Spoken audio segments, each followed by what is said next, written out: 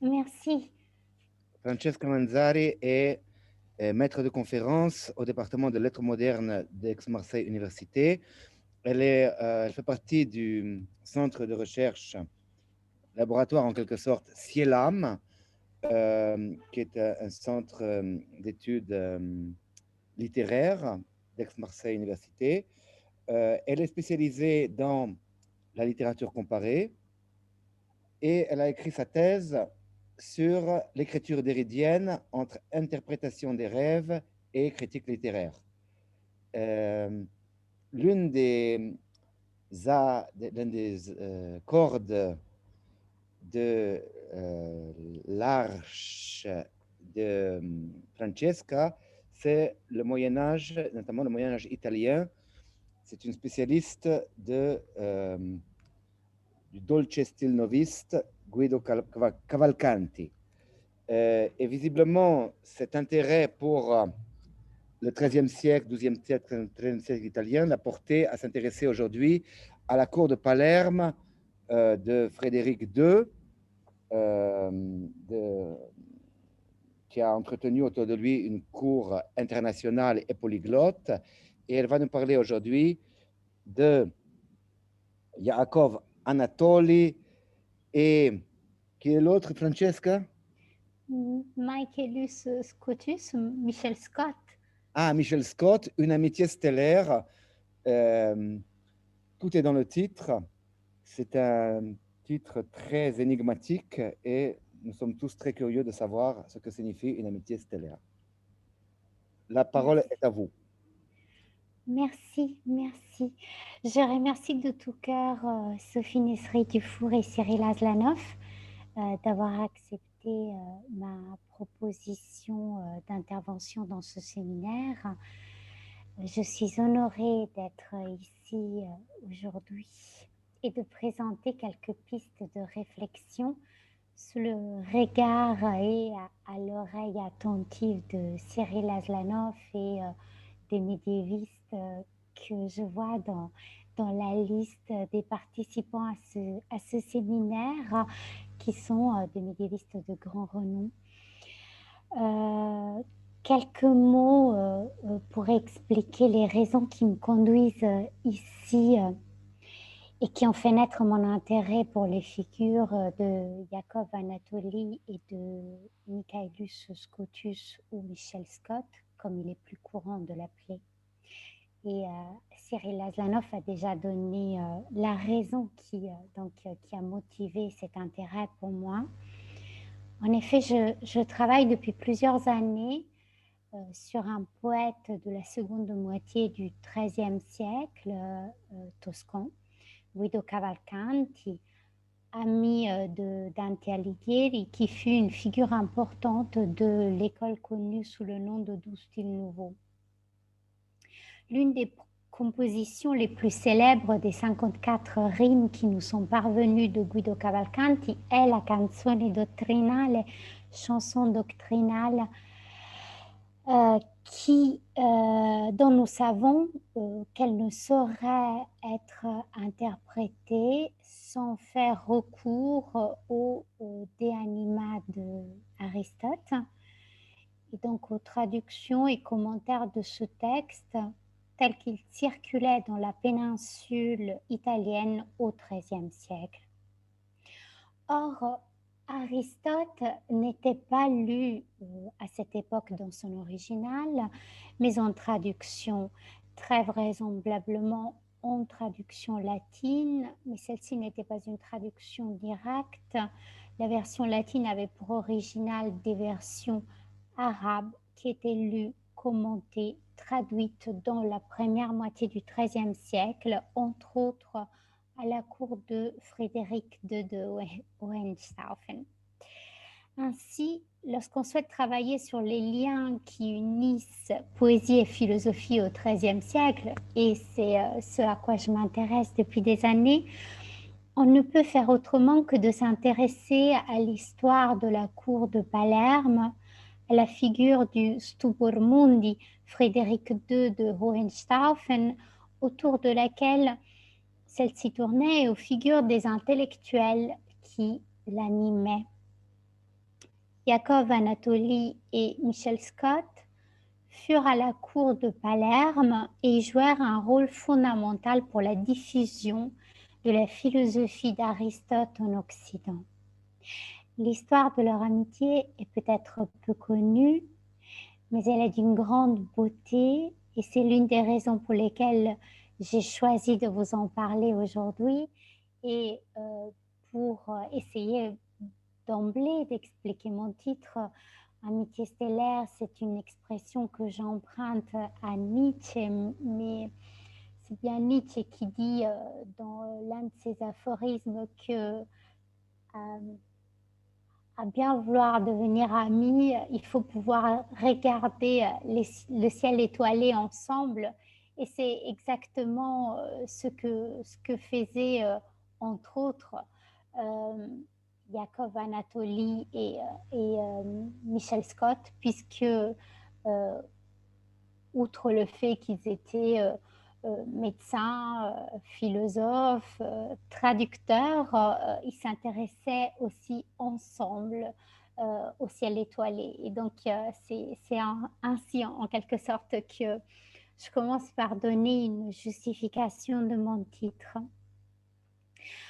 Avant de présenter la cour de Palerme et de Frédéric II de Hohenstaufen, qui invita auprès de soi donc les deux philosophes dont je vais parler aujourd'hui, j'aimerais introduire mon propos avec deux exergues. Ce sont deux passages de l'Aiguillon des disciples de Yakov Anatoli. Il parle de son amitié intellectuelle avec Michel Scott. Le premier est commenté dans un texte de Luciana Pepi intitulé Dio misericordioso, giusto, amorevole. Yakov Anatoli interprète la Torah. Luciana Pepi traduit en italien Yakov Anatoli. Et je traduis donc dans le PowerPoint que je vais immédiatement partager avec vous. Hop.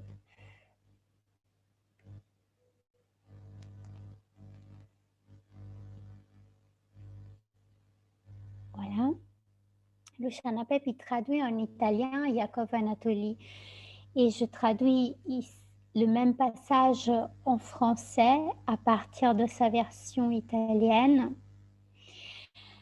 De même que parmi tous les êtres vivants, Dieu a choisi l'homme, ainsi parmi tous les peuples, il a choisi, littéralement a fait qu'il soit aimé, Israël. Et pour cela, il lui a donné la Torah et les préceptes. Mais c'est seulement si Israël s'occupe de la Torah en l'étudiant et en appliquant ses commandements qu'il actualisera la ressemblance. Si un non-juif étudie ce qui lui est convenable, il sera meilleur qu'un juif qui s'occupe de ce qui ne lui convient pas.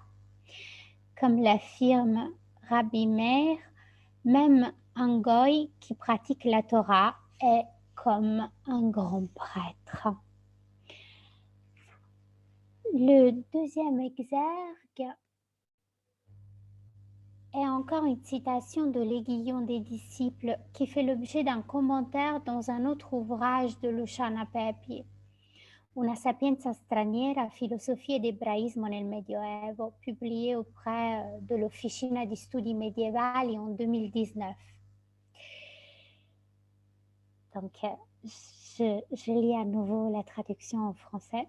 Lorsqu'un verset biblique se présentait à lui, il l'interprétait doctement. J'en acceptais l'interprétation et l'écrivais en lui en attribuant la référence. Je n'entends pas me parer d'habits empruntés pour acquérir la renommée de savant, qu'on ne me critique ni ne me méprise pour ce que j'ai rapporté en son nom, lui qui ne fait pas partie de notre peuple.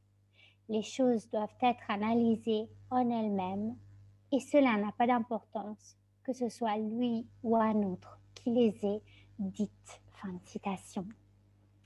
Et c'est donc dans les deux cas, ce sont des exemples deux passages dans lesquels à l'intérieur de l'Aiguillon des disciples, Yaakov Anatoly parle de son rapport à Michel Scott et de la façon dont son œuvre prend en compte un travail d'interprétation des textes qui était un travail partagé avec son ami.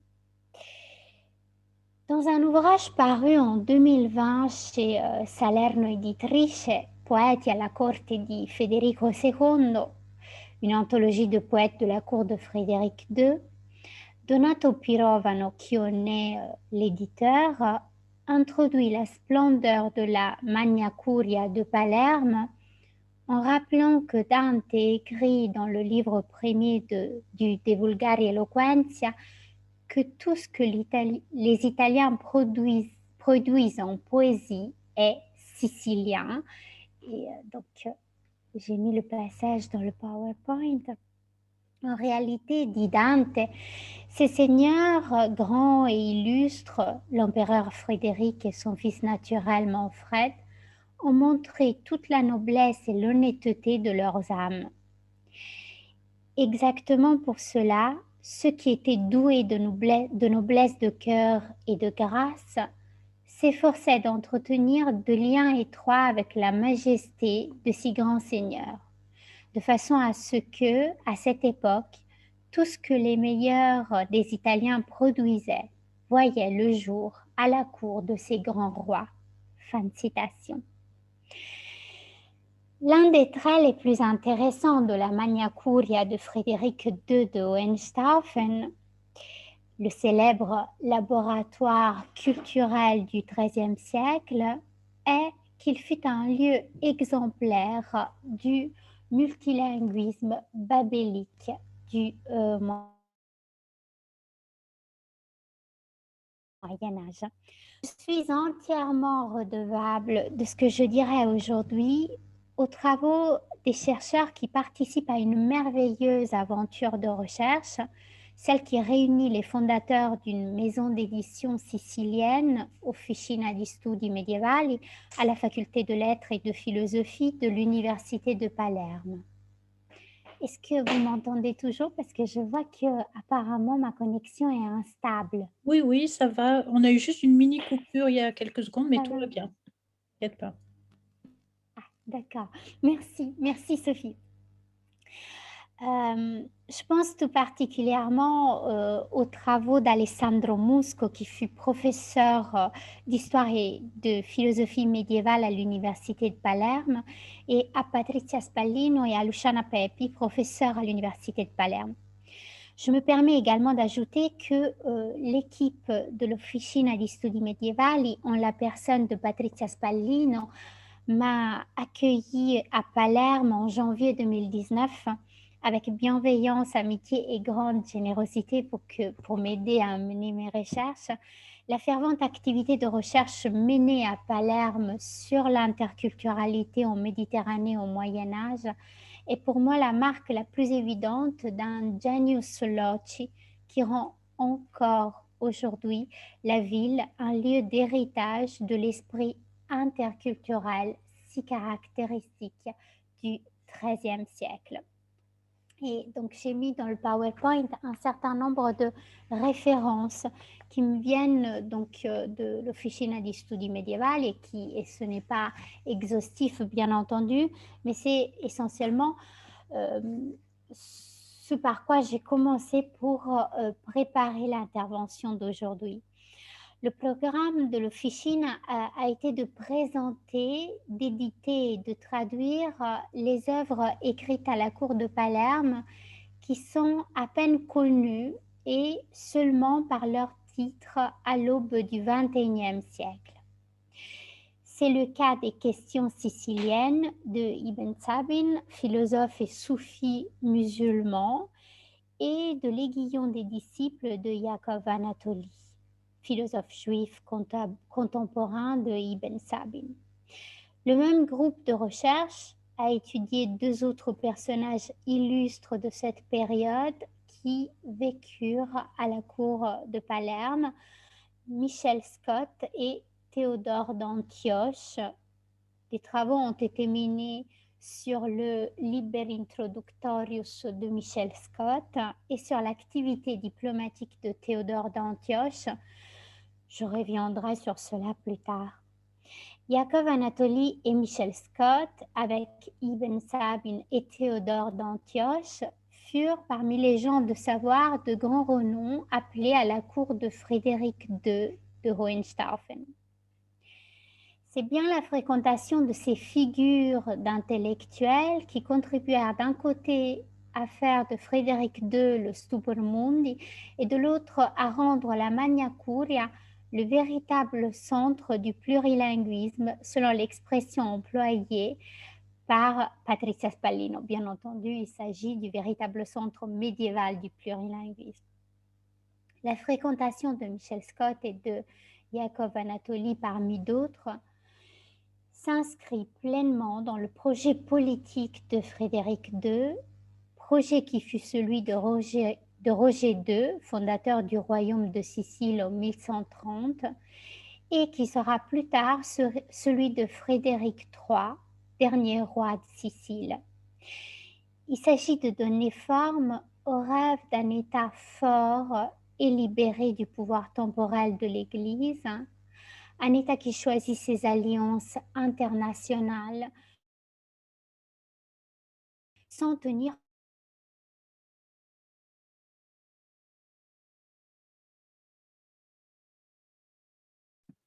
Ah, là, on a une coupure, Francesca.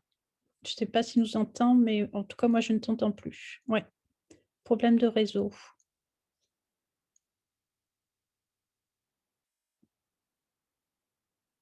Alors, est-ce que tu m'entends, Francesca?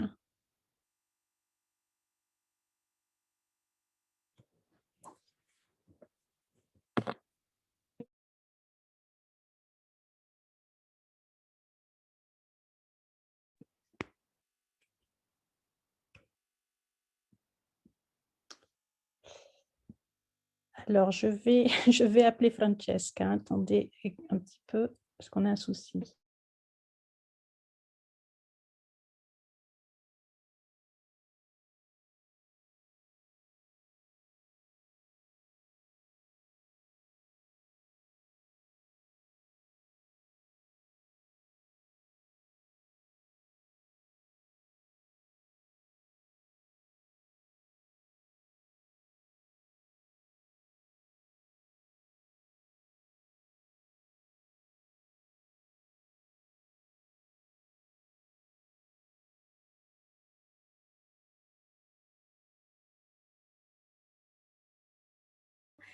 J'avais un problème de connexion, je suis allée chercher le... Ah, vous m'entendez? À tout de suite.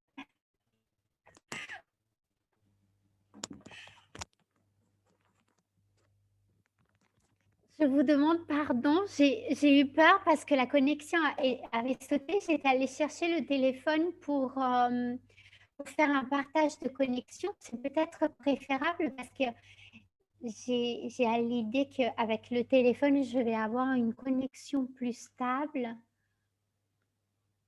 Vous m'entendez maintenant? On t'entend très bien. Je te dirai de toute façon au fur et à mesure, mais...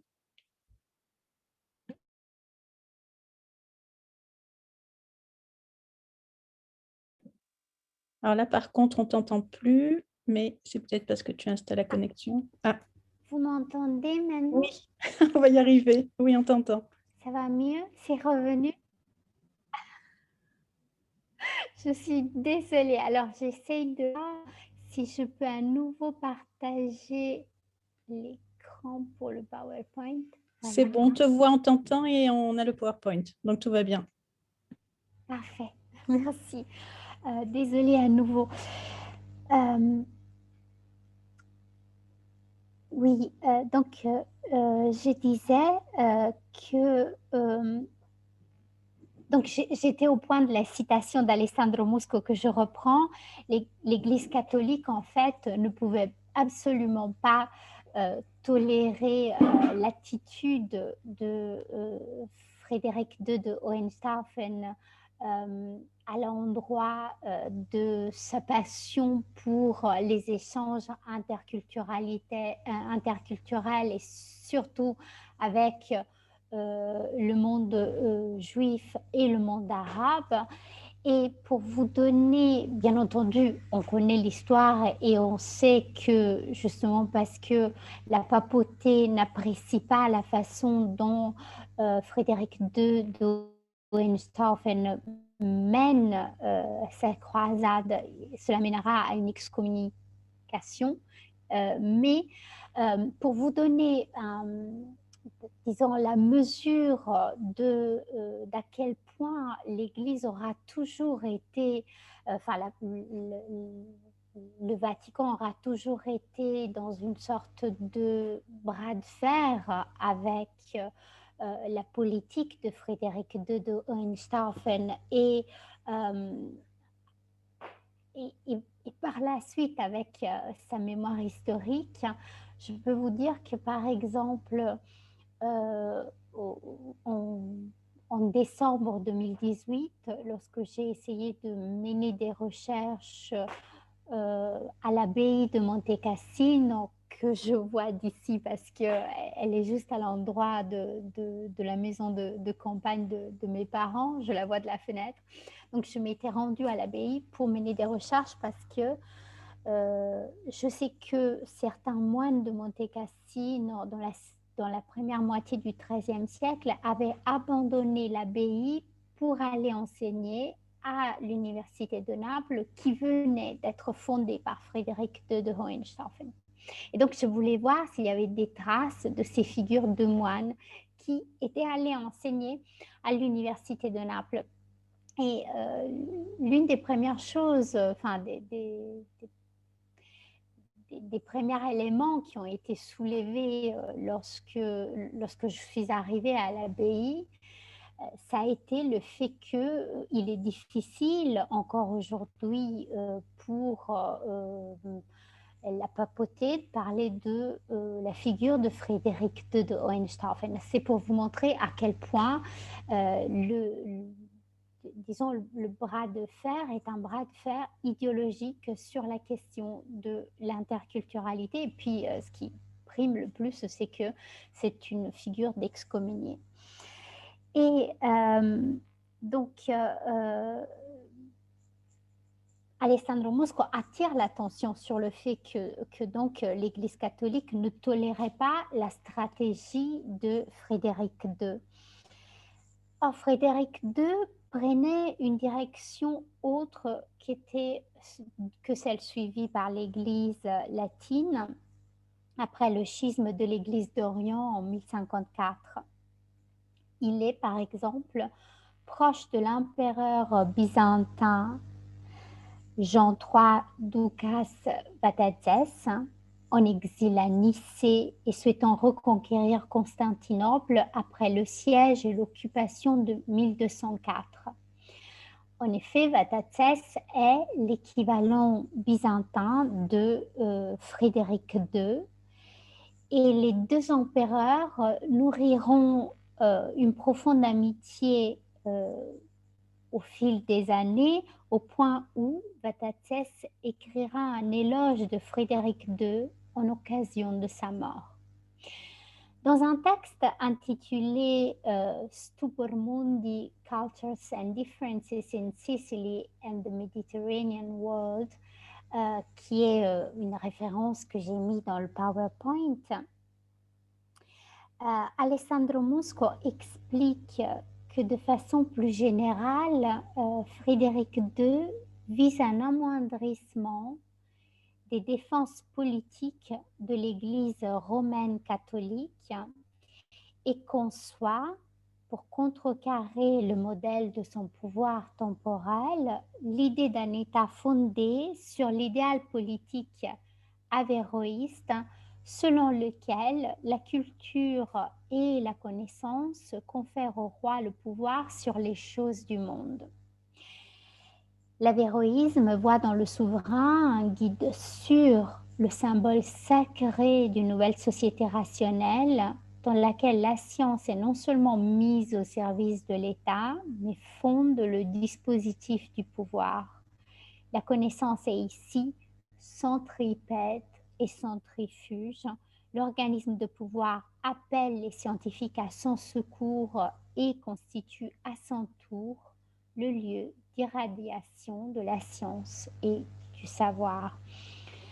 Dans un texte intitulé Frédéric II et l'islam, voilà, Henri Bresque écrit qu'un sentiment élevé et urgent de son devoir envers la science rapproche Frédéric II des souverains musulmans de son époque et du passé, eux-mêmes serviteurs de la hikma, la sagesse.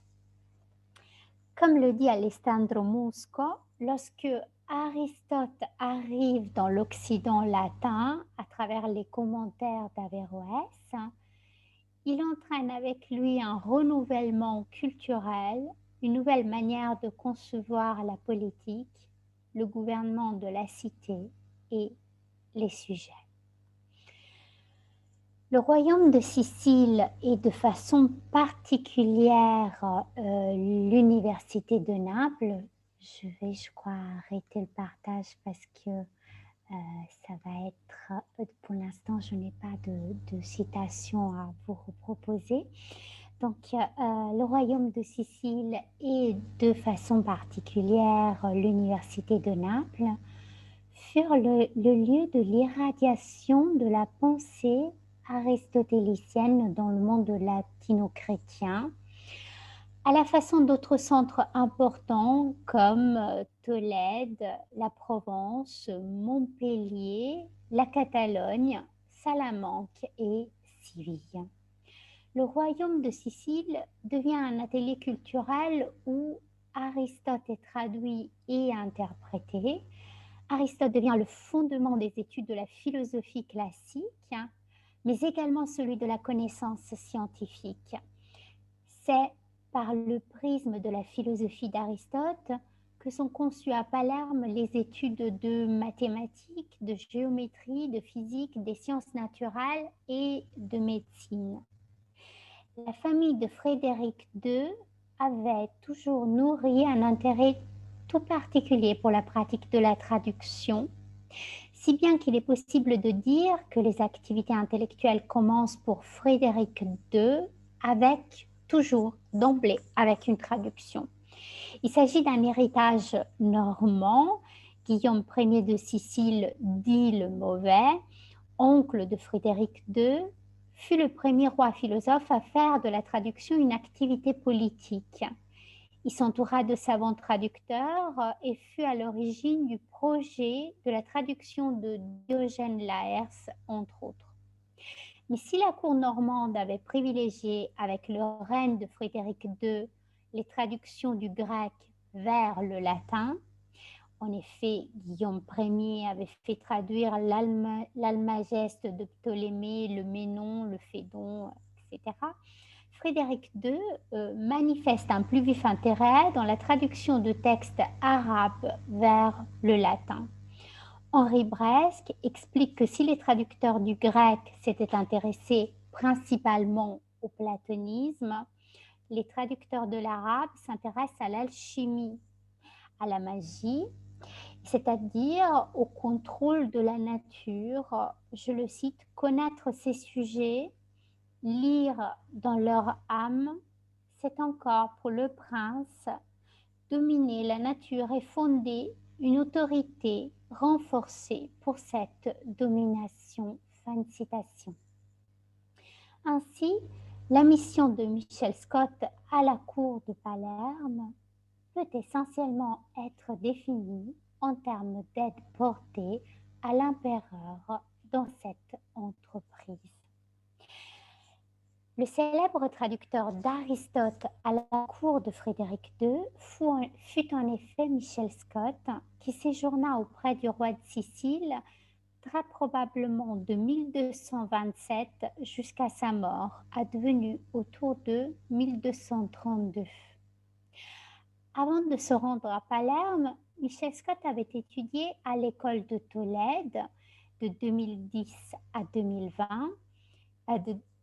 de 1210 à 1220, pardon, et était devenu un célèbre astronome. Dans un article intitulé Philosophia Naturalis, attendez, j'ai peut-être sans doute à nouveau ces références dans mon PowerPoint. Le voici. Voilà. Dans l'article Philosophia Naturalis at the Court of Frederick II, from the theological method to the ratio secundum physicam in Michael Scott's De Anima, Piero Morpugno explique que la période passée à Tolède fut d'une telle intensité pour Michael Scott que cela lui permit de ne jamais perdre l'enthousiasme qui avait au début motivé la traduction des Libri Naturales d'Aristote. À Tolède, il traduit les principes d'astronomie d'Albitrugi en 1217, qui devinrent le fondement de l'astronomie en Europe jusqu'au XVIe siècle. En 2020, il se rend à Bologne en qualité de médecin. Il rencontre Frédéric II alors qu'il est très probablement en train de traduire le De Animalibus d'Aristote. Il refuse de devenir archevêque de Cashel en Irlande et encore archevêque de Canterbury, et il s'établit entre-temps auprès de la cour itinérante de Frédéric II. On lui attribue également la traduction de l'Abbreviatio Avicenne, traduction et commentaire arabe du De Animalibus d'Aristote. Alors, Michel Scott est un personnage que l'on retrouve dans le chant 20 de l'enfer, dans la Divine Comédie. Dante lui consacre un tercet qui dit ainsi: quell'altro che nei fianchi è così poco, Michele Scotto, che veramente delle magiche frode seppe il gioco. Ed è Inferno 20, Inferno chant 20, vers 115-117. Donc, ce qui frappe de cette description si brève qui est donnée par Dante de la figure de Michel Scott, c'est d'un côté qu'il le voit comme quelqu'un d'extrêmement maigre, hein, qui n'a pas de chair sur ses flancs, mais surtout c'est quelqu'un qui connaît véritablement la façon de jouer l'autre grâce à la magie. Et donc, c'est la raison pour laquelle, pour Dante, il se retrouve en enfer. Avec Michel Scott, avait été invité à participer de la cour itinérante de Frédéric II. Oui, parce qu'en fait, la cour de Frédéric II est une cour itinérante, puisque Frédéric II avait exprimé le souhait de se déplacer toujours avec la cour de savants autour de lui.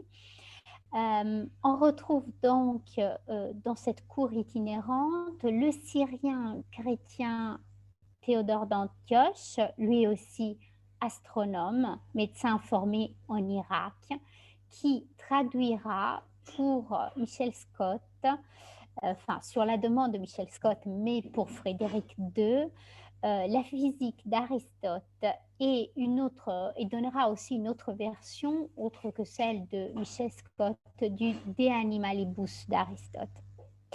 Michel Scott demanda à Frédéric II d'inviter à Palerme Jacob Anatole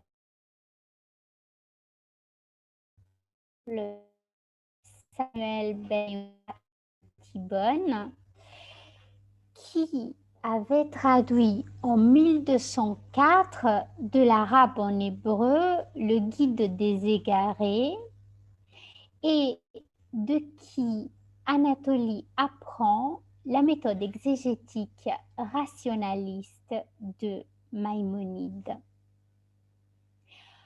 Comme l'écrit Colette Siraat dans un ouvrage, comme l'écrit Colette Siraat dans un ouvrage intitulé La philosophie juive au Moyen Âge selon les textes manuscrits et imprimés, la traduction en hébreu du Guide des égarés fut pour les savants de Provence une révélation. Selon Colette Siraat, toute l'histoire de la pensée juive médiévale tourne autour de la personnalité de Maïmonide. Fin de citation. C'est d'ailleurs ainsi que Colette Siraat ouvre le chapitre de son ouvrage consacré à Maïmonide. Elle écrit d'emblée que Maïmonide, qui naquit en 1138 à Cordoue, d'où il partit avec sa famille à l'âge de 10 ans pour s'échapper aux persécutions religieuses qui accompagnèrent la conquête des Almohades, est pour 100 ans ce que Thomas d'Aquin sera pour la scolastique Colette Siraat, mais également Giorgio Agamben dans Homo Sacer 2.3 relève à quel point Thomas d'Aquin fut lecteur de Maïmonide. Et à ce propos, qui est pour nous accessoire, on pourra également citer l'œuvre d'Avital Woolman, Thomas d'Aquin et Maïmonide. Moïse Maïmonide est l'une des figures rabbiniques les plus reconnues et importantes du Moyen-Âge. Ce n'est pas moi qui vous l'apprends, et puis je vois qu'il y a Édouard Beret qui est là et qui a écrit l'entrée Maïmonide dans le dictionnaire de la Méditerranée. Mais donc, Moïse Maïmonide est l'une des figures rabbiniques les plus reconnues et importantes du Moyen-Âge, talmudiste, commentateur de la Mishnah, est l'auteur de la Mishneh Torah, considérée comme l'un des codes les plus importants de la loi juive. Yaakov Anatoli, né en Provence en 1194, né plus précisément à Marseille en 1194, né donc en Provence en plein essor d'une époque dorée pour la réflexion philosophique provençale. La Provence est une région extrêmement riche en ce moment,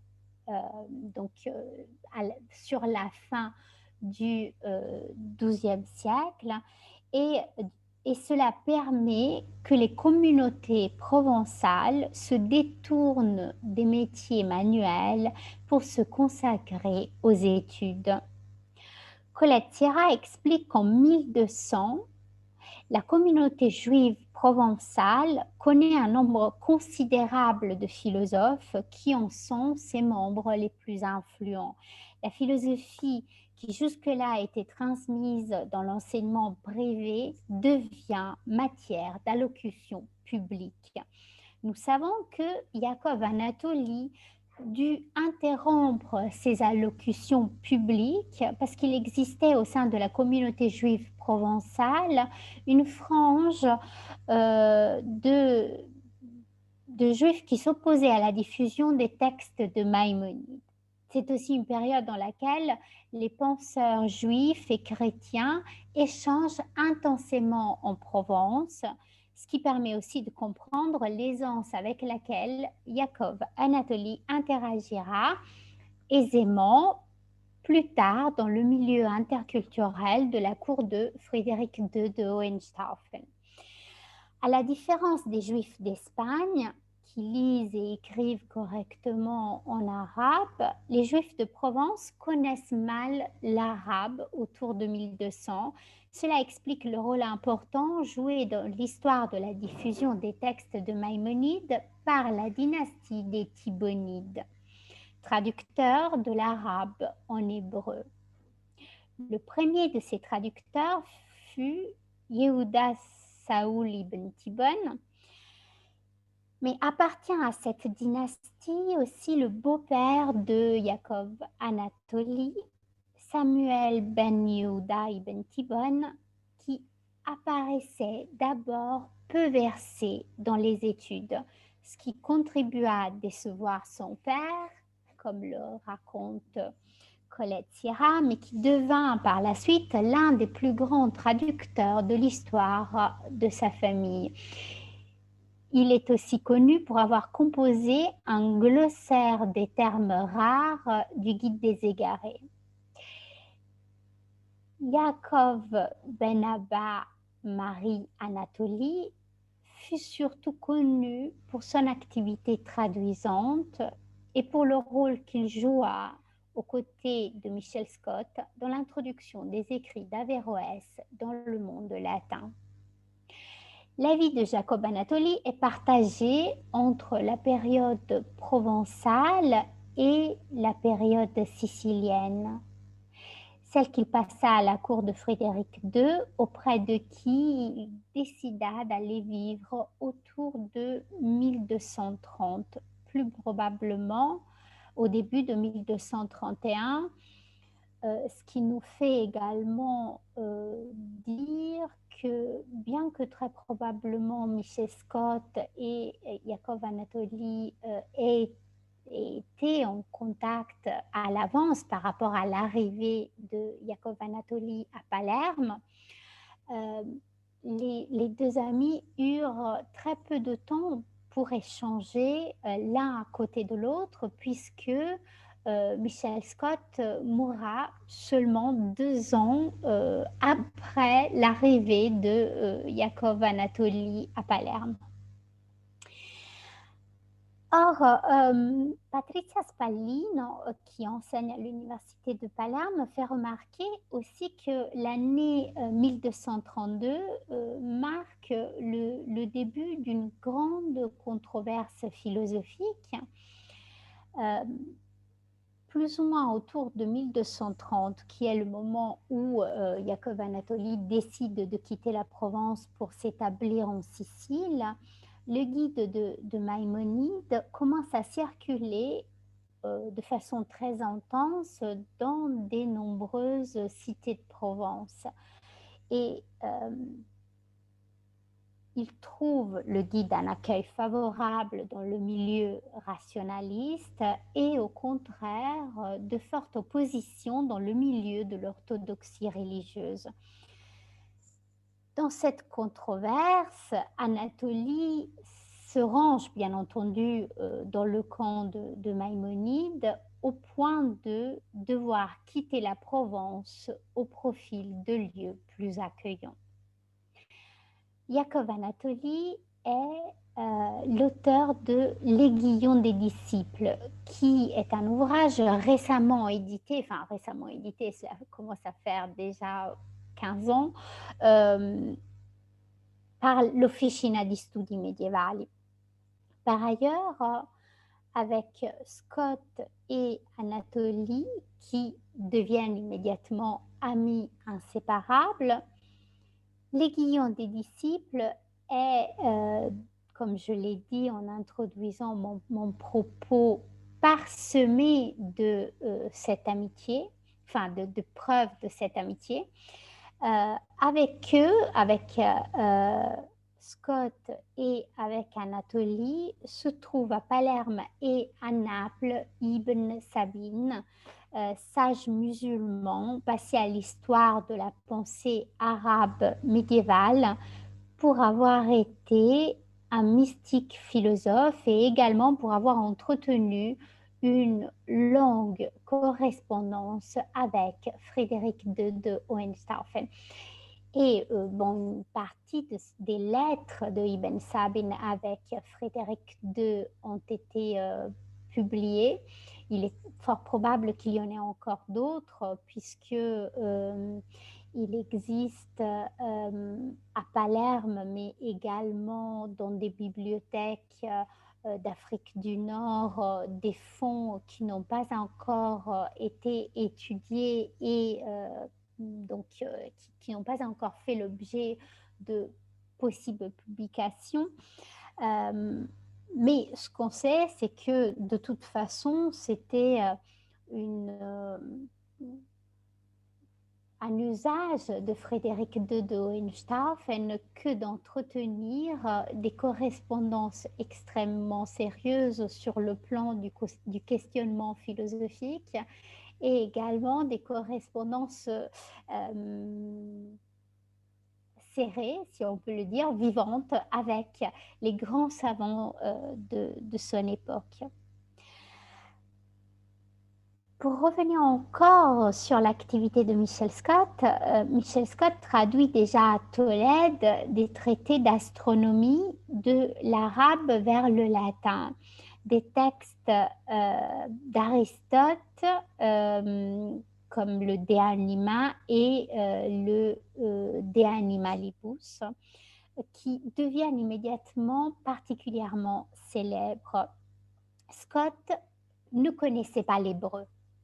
Et Anatolie connaissait mal le latin apparemment au moment où il arrive à Palerme, mais il l'apprend très probablement de Michel Scott.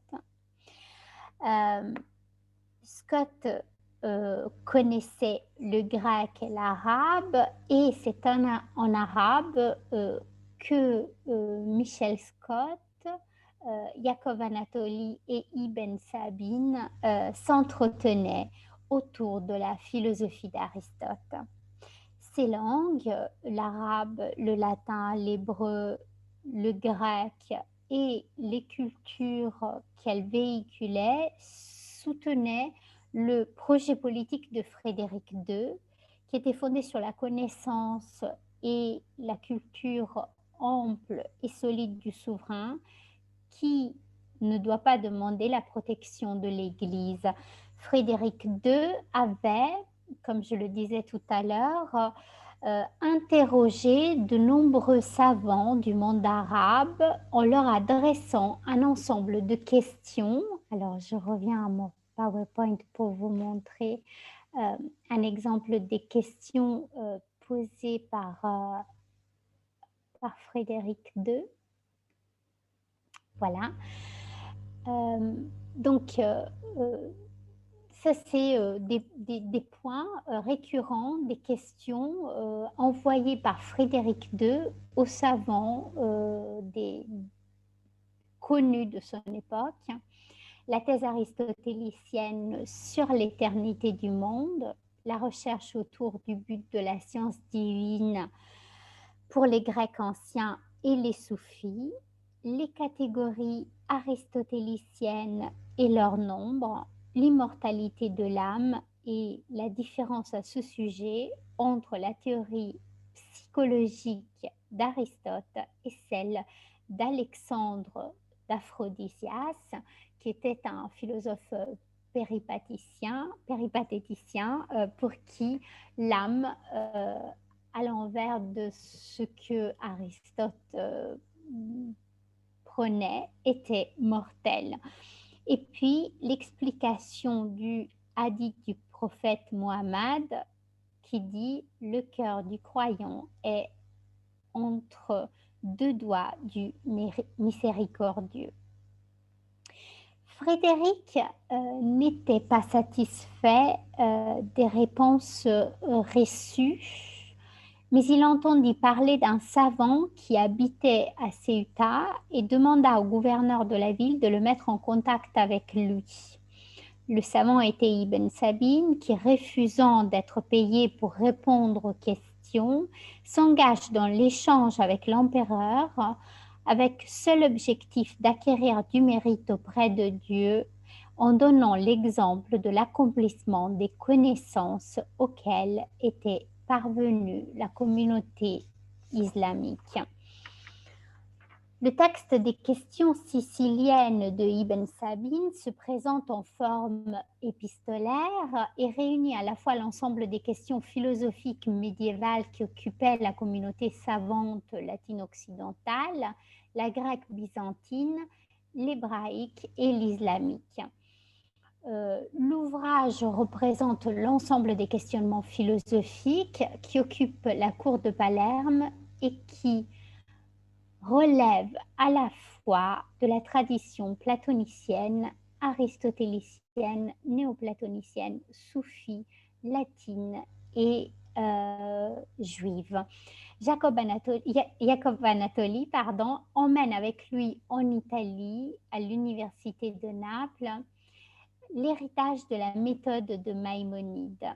Et donc, on considère que très probablement, dans les années où Jacob Anatoli fut à Palerme, il intervint également à l'université de Naples pour y tenir un enseignement sur le guide des égarés.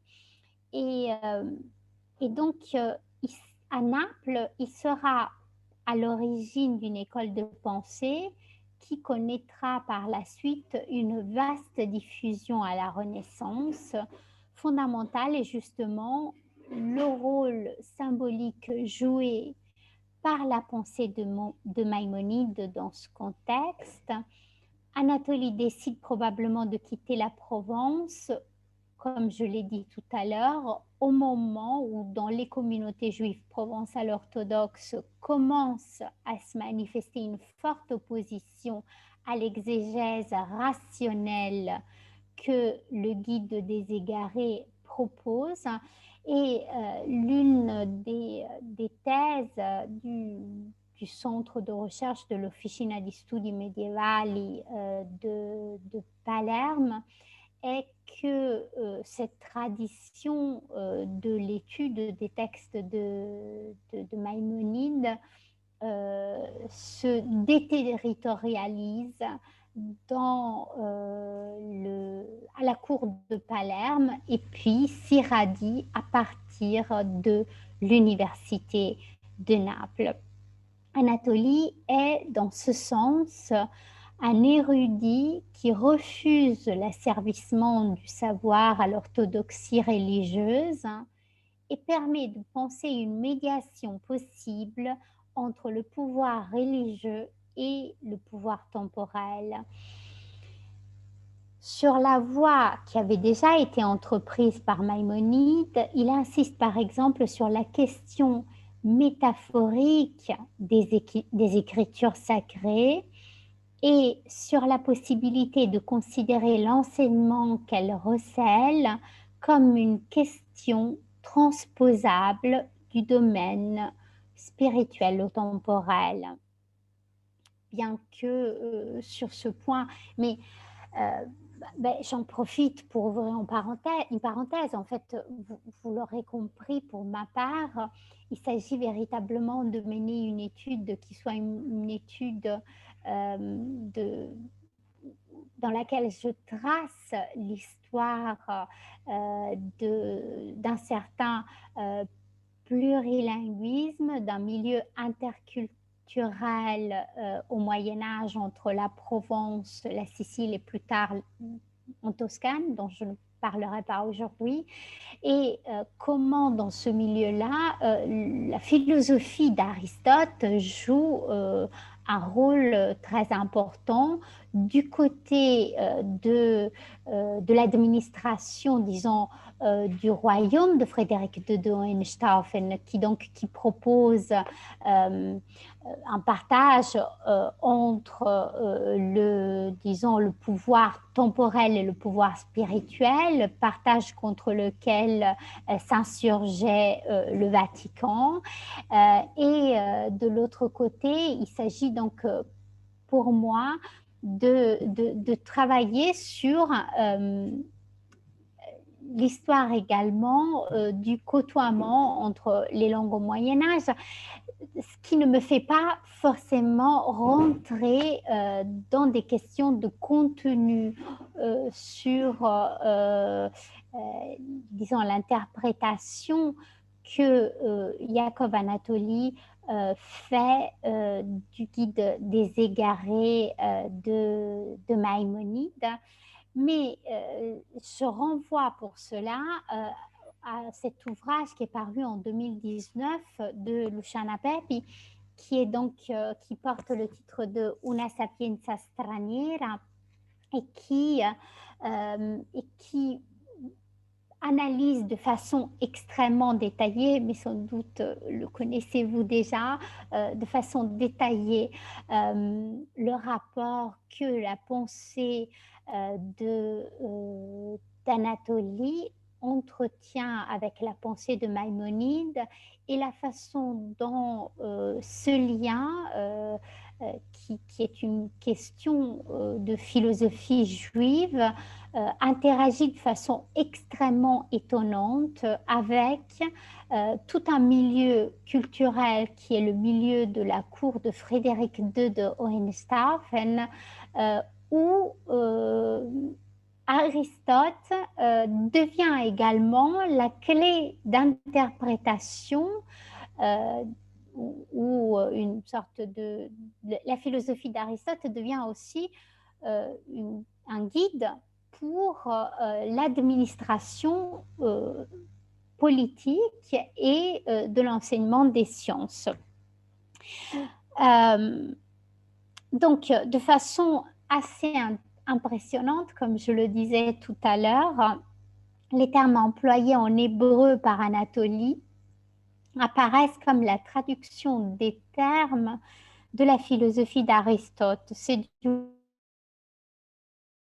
le Shanapepi, sur lesquels donc s'attarde aussi Ibn Sina, répond à l'empereur de façon à penser qui soutient le pouvoir de Frédéric II circule d'emblée dans les 4 langues considérées comme vecteurs du pouvoir politique et commercial en Méditerranée.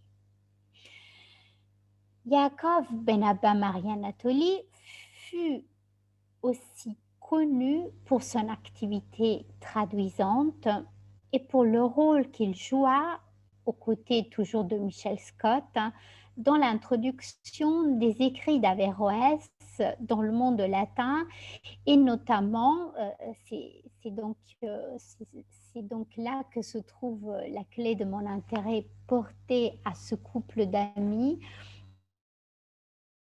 sur les commentaires au De Anima d'Aristote qui circuleront plus tard en Toscane dans la seconde moitié du XIIIe siècle et qui seront en fait la référence cachée d'un grand nombre de textes poétiques du Docile Nouveau. Donc, il n'est pas véritablement question ici, ou du moins ça ne l'est que de façon, disons, supplémentaire, de comprendre la particularité du guide des égarés. Mais pour dire quelques mots sur l'œuvre d'Anatolie, il est très probablement nécessaire de revenir à Maïmonide. Comme je le disais donc tout à l'heure, lorsque j'ai pour la première fois présenté Maïmonide, Moïse Maïmonide est un rabbin séfarade du XIIe siècle, né à Cordoue en 1138 et mort en Égypte à Phostate en 1204. Et c'est l'une des figures rabbiniques les plus reconnues et importantes du Moyen-Âge. Cyril Hershon, dans un article intitulé les Ibn Tibbon, dynastie de traducteurs, écrit « C'est Moïse Maïmonide qui composa les 13 articles de la foi, traduits par Samuel Ibn Tibbon, résumant le judaïsme et en les comparant aux donateurs des 10 commandements. Nous disons toujours... de ce Moïse-là jusqu'à ce Moïse-ci, il n'y a pas de Moïse comme Moïse. » Fin de citation. Ainsi, les grandes écoles du Midi, Narbonne, Béziers, Montpellier, Lunel, regardaient à l'Espagne comme le lieu où se trouvaient tous les plus grands savants de l'époque, dont l'un des plus importants était sans doute Maïmonide, dont on raconte que dans son périple pour s'échapper aux persécutions religieuses à Cordoue, il lut également un bref passage par la Provence dont on ne trouve pas forcément des preuves. La philosophie juive médiévale telle que Luciana Pepi la présente dans cet ouvrage dont je parlais tout à l'heure, Una sapienza straniera, dit que la philosophie juive médiévale est entre autres une méthode, elle peut être conçue comme l'expression ou l'émanation d'au moins 5 méthodes, dit Luciana Pepi, mais celle qui est caractéristique de Maïmonide est la méthode exégétique symbolico-allégorique, à l'intérieur de laquelle on distingue une voie rabbinique, dit-elle, qui suivrait les préceptes de l'explication de l'écriture par l'écriture, et la voie philosophique qui transforme les représentations matérielles en notions immatérielles. Or, Pierre Bourret,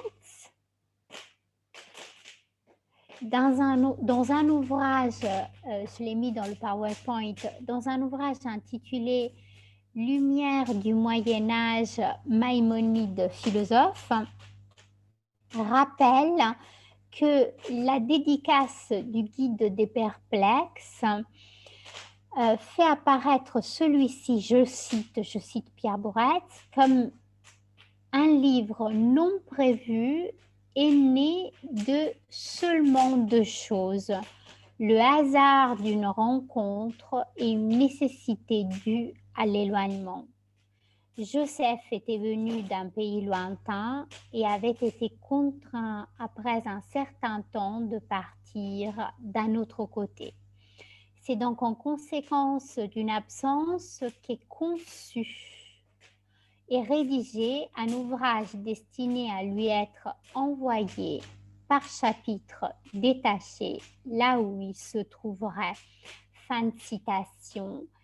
Pierre Bourès continue en observant que, je cite, « C'est donc comme en état d'urgence que Maïmonide met sur le papier, et certes pour un petit nombre, un enseignement dont il dit qu'il n'aurait voulu le délivrer qu'oralement pour un seul. » Fin de citation. Or, toujours selon Pierre Bourret, l'idée d'écrire le guide des égarés existait déjà lors de la rédaction du Mishneh Torah, dont on sait que, je le cite encore, presque par nature et en tout état de cause, de par la volonté explicite de son auteur, le premier de ces livres ne démontrait pas les propositions qu'il posait comme principes fondamentaux de la loi. Il n'est donc pas impossible que Maïmonide ait conçu dès l'époque de sa rédaction, ou du moins à la fin de celle-ci, le projet d'en écrire un autre dans lequel il fournirait cette fois la démonstration de ses principes. Fin de citation. Donc l'idée de Pierre Bourret, c'est que déjà lors de la rédaction de Mishneh Torah, Maïmonide est songé à l'écriture plus tardive du guide des égarés. Pourquoi? Parce que quelques pages du début du Mishneh Torah laissent très vraisemblablement songer au projet d'un autre livre et et cela apparaît dans une, je cite toujours Bouretz, remarque au sujet de l'existence dans la Torah d'images comme les yeux de Dieu ou les oreilles de Dieu. Toutes ne sont employées qu'eu égard à l'entendement des hommes, lequel n'a connaissance que de son corps et que par la loi s'est exprimé selon leur langage. Fin de citation. Et donc, plus tard, ce projet du guide des égarés, qui essentiellement est voué à expliquer le précepte selon lequel la Torah parle le langage des hommes. Par ailleurs, le guide indique ou contient en lui la première des lois de l'herméneutique. Lorsque Maïmonide explique la technique d'écriture du guide, il dit, et c'est toujours Pierre Bouretz qui le cite, si on a dit ça et là quelque chose qui n'est pas à sa place, ce n'a été que pour expliquer quelque autre chose à sa véritable place. Ou encore, si tu veux comprendre tout ce que ce traité renferme, de manière à ce qu'il ne t'en échappe rien, il faut combiner ces chapitres les uns avec les autres. Et donc, nous voyons bien que ce qui est contenu là et qui constitue après un appel qui est la loi herméneutique première et donc l'appel auquel Yaakov Anatoli répond, c'est l'appel à considérer les parties de l'ouvrage détachables et réagençables selon une infinité de combinaisons. Et en cela, Bouretz, lecteur de Maïmonide, rappelle que réside la première des lois de l'herméneutique, comme aussi cet autre principe qui consisterait à reconnaître le tout dans la partie et la partie dans le tout, et qui est visiblement le principe à partir duquel Maïmonide rédige le guide des égarés. Or, Anatolie se considère comme le dépositaire de la véritable interprétation du guide des égarés. Ainsi, son œuvre, L'Aiguillon des disciples, en suit à la lettre l'enseignement.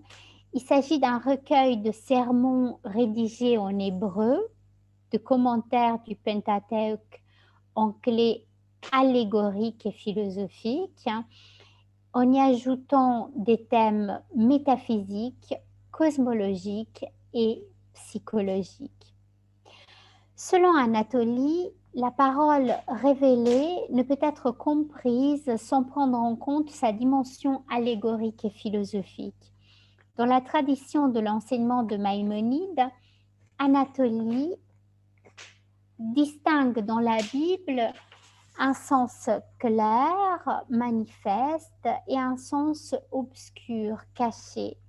Il s'agit alors de traduire l'écriture en termes philosophiques pour parvenir à comprendre la vérité de la foi.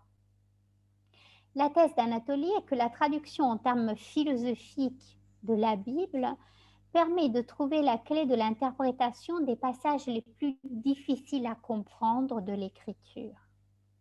Ceux-ci peuvent être traduits dans les termes de la physique ou de la métaphysique aristotélicienne. Les connaissances métaphysiques sont voilées dans la Bible. Et encore, Anatolie, en se référant à Maïmonide, distingue parmi les termes équivoques, littéralement, je cite ici Patrizia Spallino, les noms qui sont communs, donc les homonymes, ceux qui ont en commun seulement les noms, mais sont différents par définition et argument, ceux qui sont ambigus, compris tantôt comme univoques, tantôt comme équivoques, homonymes, ambigus. Enfin, les noms métaphoriques, littéralement noms empruntés, qui ont plusieurs sens et sont utilisés dans les allégories. Je me permets également de dire que très probablement les Guillons des disciples devaient circuler également dans la Toscane de la seconde moitié du XIIIe siècle parce que on retrouve une conception semblable de l'allégorie dans la Divine Comédie. Et ce que remarque aussi Patricia Spallino, c'est que ce qui dans la discussion frappe le plus est la similitude du choix du terme pris comme exemple par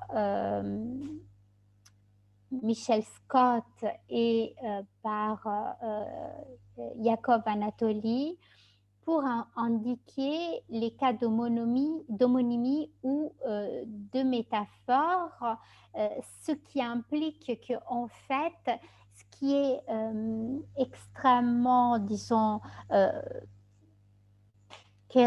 productif au sens de la création du commentaire, c'est le fait qu'il y ait bien entendu déjà un élément aristotélicien dans le Guide des égarés, mais que la philosophie d'Aristote faisant par ailleurs l'objet d'une étude extrêmement approfondie à la cour de Frédéric II de Hohenstaufen, le commentaire que Yakov Anatoly a pu produire du Guide des égarés est renforcé l'élément aristotélicien dans la lecture du Guide des égarés, alors que par ailleurs, et ça c'est Luciana Pepi qui le fait remarquer, d'autres lectures qui auront pu être faites en Espagne ou en Afrique du Nord je vois qu'il y a des...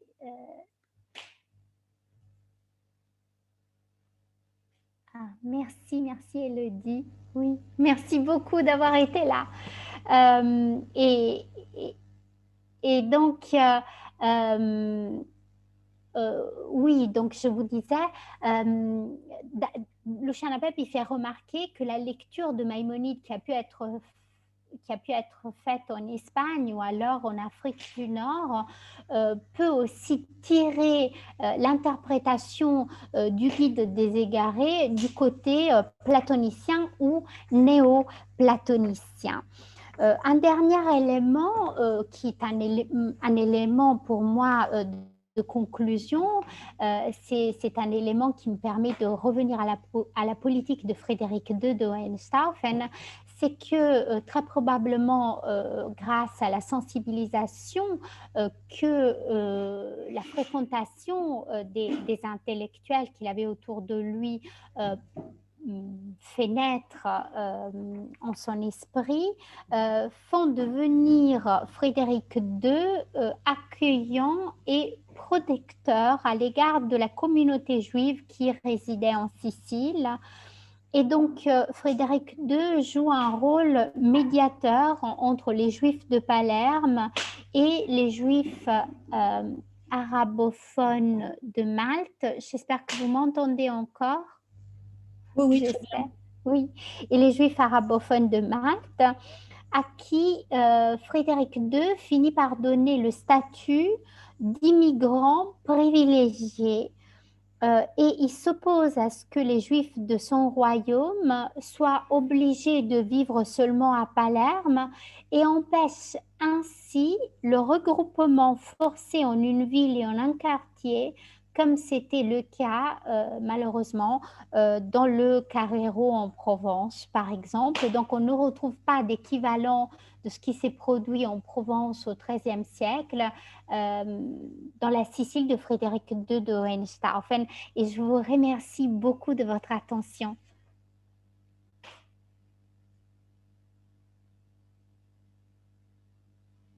Vous m'entendez toujours? Oui, oui. On t'entend, on t'entend. Édouard, tu voulais peut-être intervenir?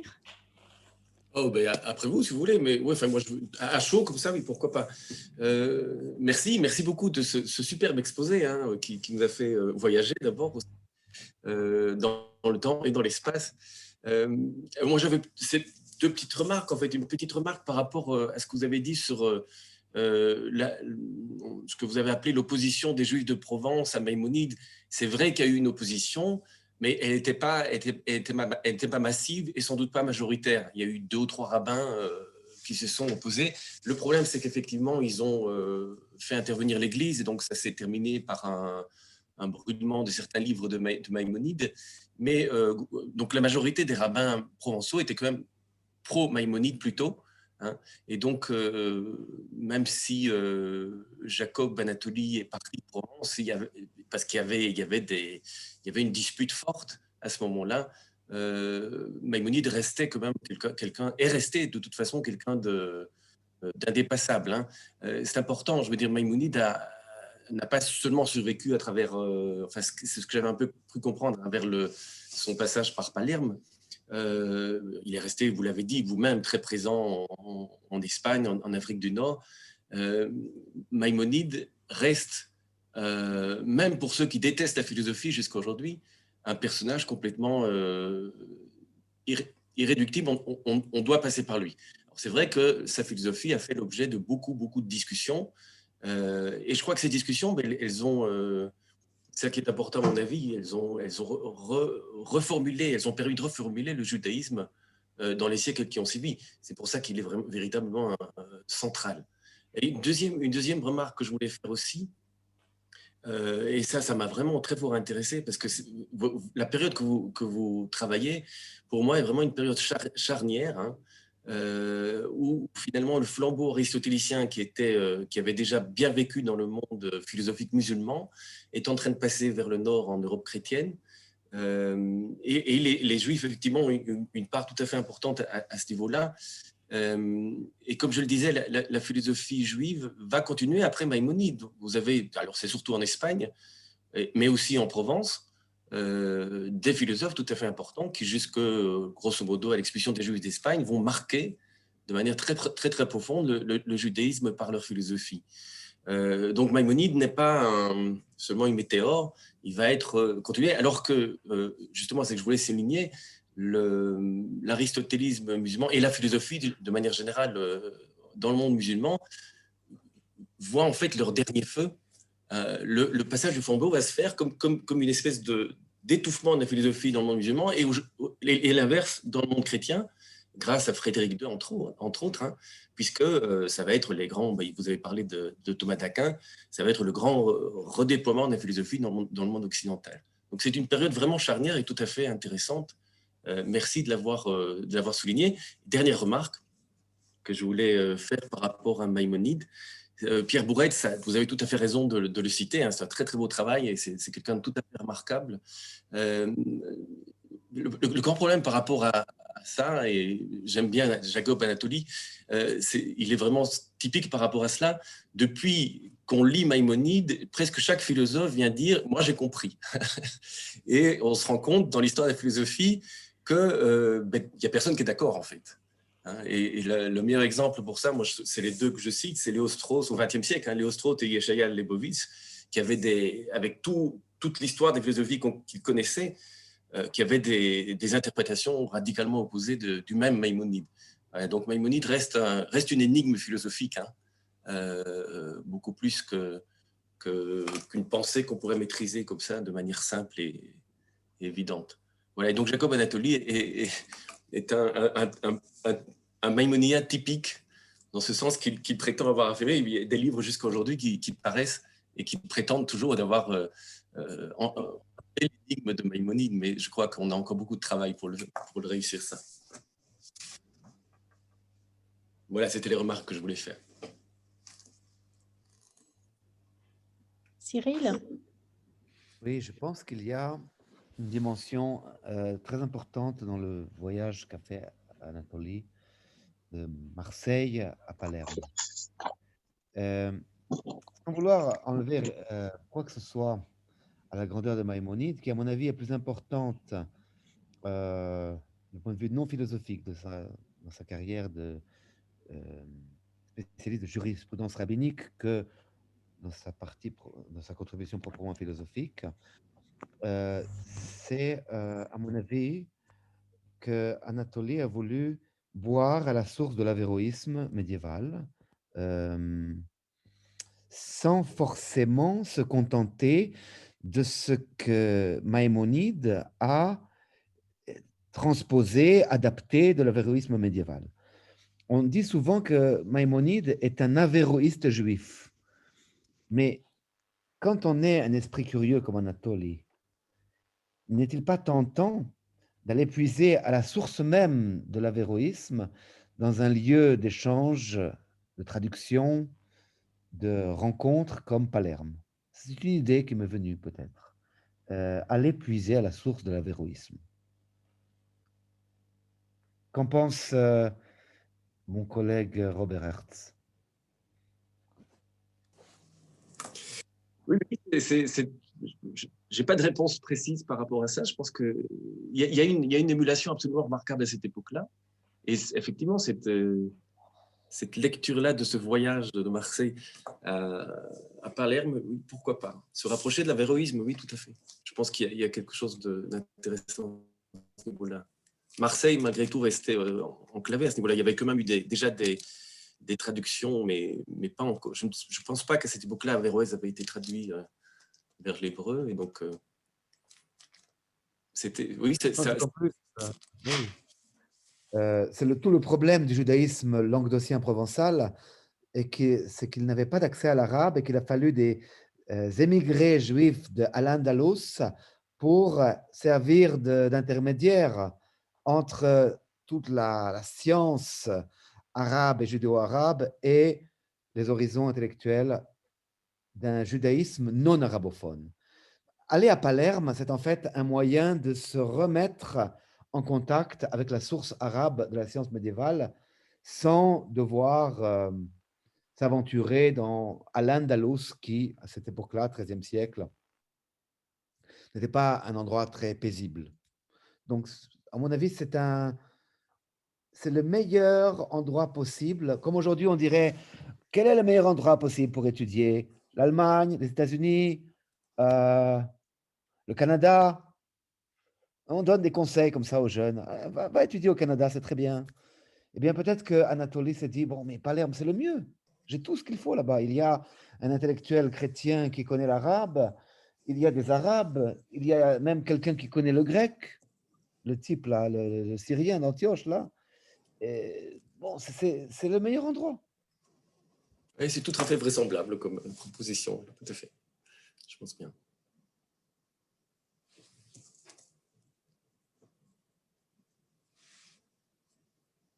On a perdu. Oui, j'ai l'impression qu'on a perdu Francesca. Francesca, là, c'est dommage. J'espère qu'elle va revenir. Oui, ne serait-ce que pour lui dire au revoir, parce qu'il est 17h. Alors, est-ce qu'il y a d'autres questions, d'autres remarques? Ça la fera peut-être venir. Ouais.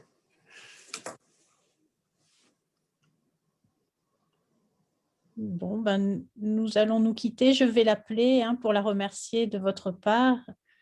Et c'est un peu étrange comme situation.